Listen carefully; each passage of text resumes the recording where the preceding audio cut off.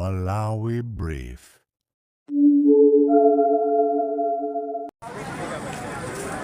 Ya, ine Comrade Lighton Mangochi.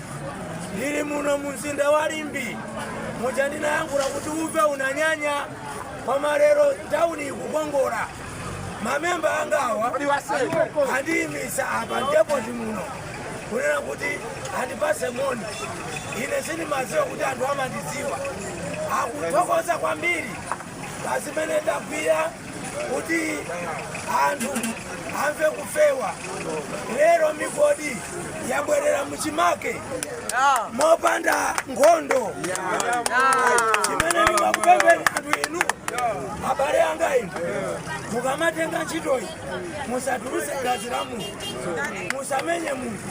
Ngati wina wake analakwitsa atengedwe kupita kulimbi polisi. Musatengera m'manja mwanu. Ndamva chisoni kumva kuti wina wake amafuna kuochedwa.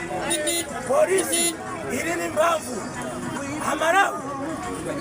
Amalawi tikuthokozaniso kwambiri kuno kumwera kuti mwasankha kusintha chifukwa tsogolerana alipo amakhala ngati saibogi.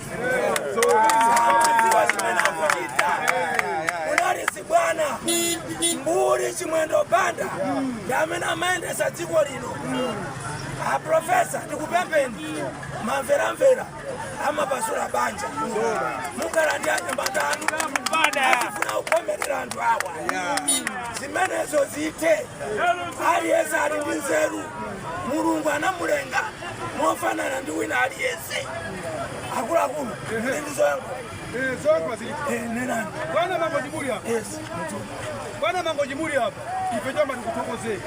Tukoze Bwana Mangochi, Boni Kalindo, Antanyiwa, Magrimus TV, Pastor Shumba, Comrade Namiwa. Anthu kumafuna chino yapambana kwambiri. Kothandizira kuti zikoli lichoke mmafuto amene. Tinati kukabola chipelati mafutika. Asatone muna mafuna atipi. Amasakasaka meyo atu deire. Amasakasaka pokona batu deire.